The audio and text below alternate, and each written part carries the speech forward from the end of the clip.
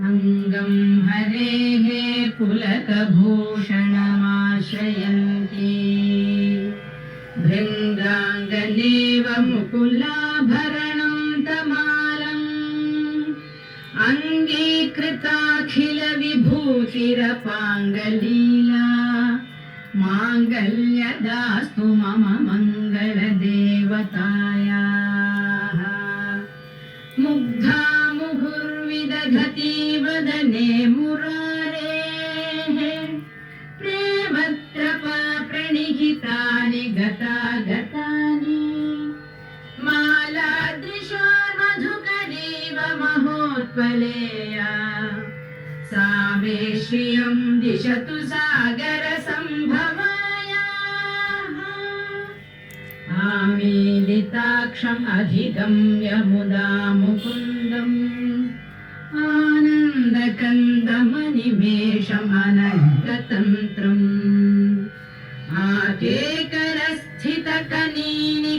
आकेकरस्थितकनीनिकपक्ष्मनेत्रम्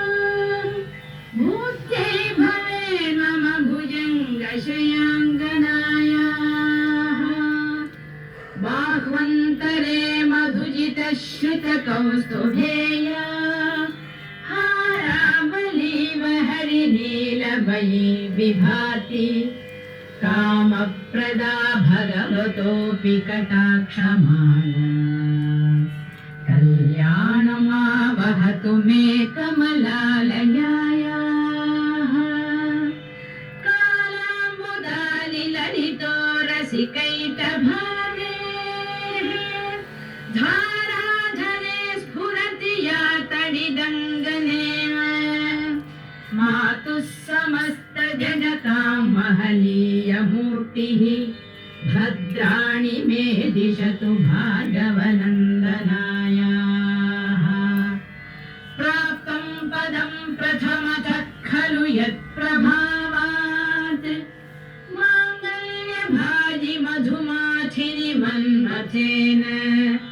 मय्यापतेत् तदिह मन्थरमीक्षणार्थम्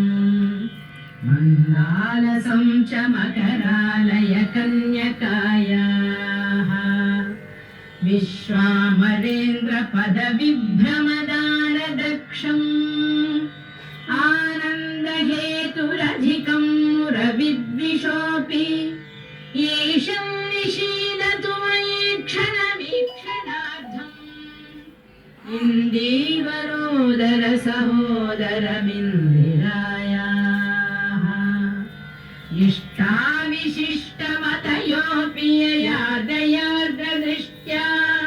त्रिविष्टपपदं सुलभं लभन्ते दृष्टिः प्रहृष्टकमलोदरदीप्तिरिष्टा पुष्टिं कृषिष्ट मम पुष्करविष्टरायाः दद्याद्दयानुपवनो द्रविणाम्बुधाराम्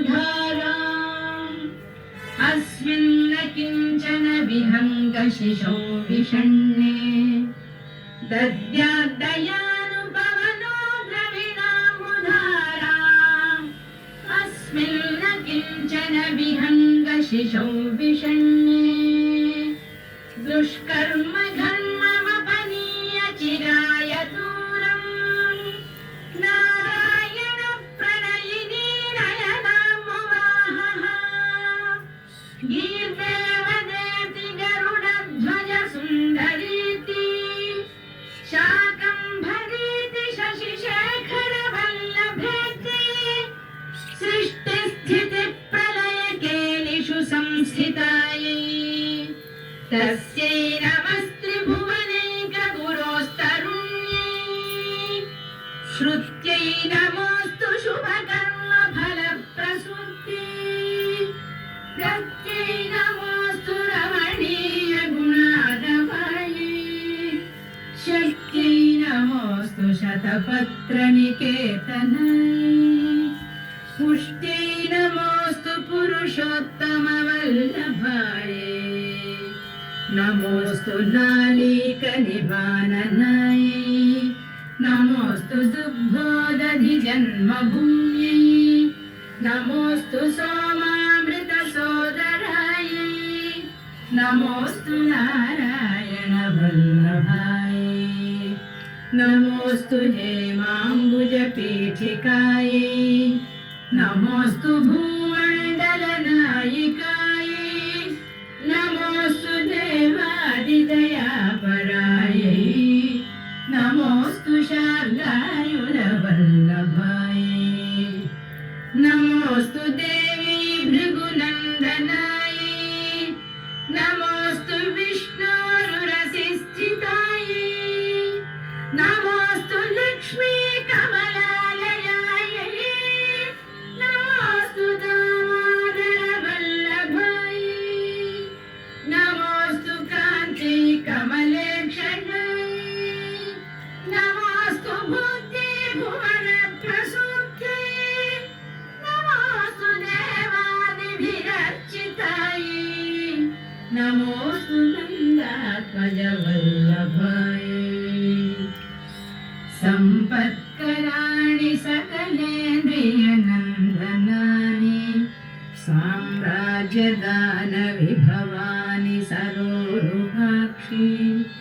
त्वद्वन्दनानि दुरितोद्धरणोद्यतानि मामेव मातरनिशं कलयन्तु मान्ये यत्कटाक्षसमुपासनाविधिः सेवकस्य सकलार्थसम्पदः सन्तनोति वचनाङ्गमानसैः त्वां मुरारिहृदयेश्वरीं भजे सरसिजनिलये सरोजहस्ते धावणतमां शुकगन्धमाल्यशोभे भगवति हरिवल्लभे मनोज्ञे त्रिभुवनभूतिकरि प्रसीद मह्यं भगवति हरिवल्लभे मनोज्ञे त्रिभुवनभूतिकरि प्रसीद मह्यं दिग्हस्तिभिः कनककुम्भमुखावसृष्टस्वर्वाहिनी विमलचारुजलप्लुताङ्गी प्रातर्नमामि जगतां जननीम् अशेषलोकाधिनाथ गृहिणीम् अमृताब्धिपुत्रीम् कमले कमलाक्षवल्लभे त्वं करुणापूरतरङ्गितैरपाङ्गैः अवलोकय माम् अकिञ्चनानां प्रथमं पात्रम् अकृत्रिमं दयायाः सुवर्गीय सुधीरमूढिरल्वघं